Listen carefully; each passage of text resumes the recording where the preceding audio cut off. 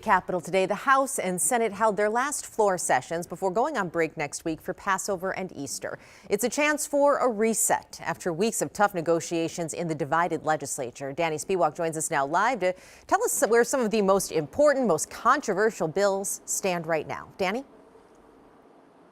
Lauren, there may be a reset needed in the state legislature. Right now in the House, the House members have been going back and forth for more than an hour, with the DFL trying to force a bill on the floor about ICE access in schools and limiting that. Then Republicans coming back with a bill related to minor access to pornography online. And it's gotten at times a little bit ugly with some bickering on both sides. That's the reality of the divided legislature and the tied House right now. But despite all of that, there are other signs of progress at the legislature so far this session.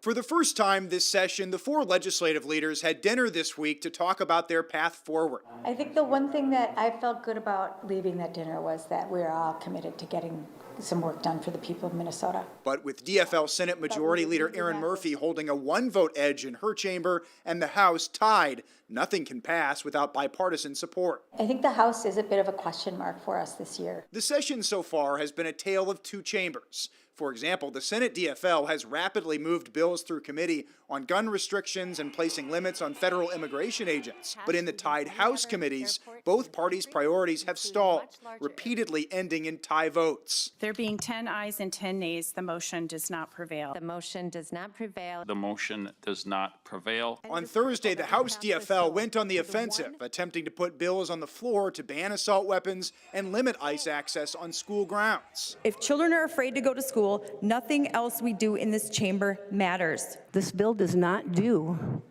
what you're telling people it's doing. Still, there are signs of progress on other bills. On Thursday, the House moved the statewide Inspector General proposal through a second committee. Ahead of the holiday break, both parties are also working on a bonding bill to upgrade infrastructure like bridges and public safety facilities. I hope time away with a little more time to sleep, and people that we consider our family, people we love in our communities, will help us come back and focus. Before the lawmakers go on break, they are facing a committee deadline tomorrow to get certain policy bills out of committee. Otherwise, it's difficult for them to get them passed by the end of the session.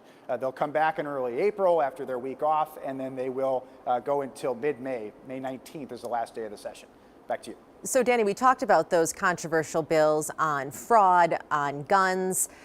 Does that mean that those need to be passed through committee tomorrow, or are those different policy bills that face that deadline?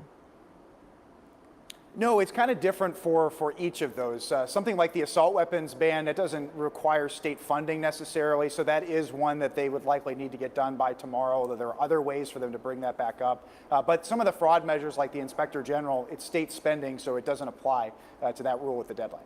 Okay. Thank you, Danny.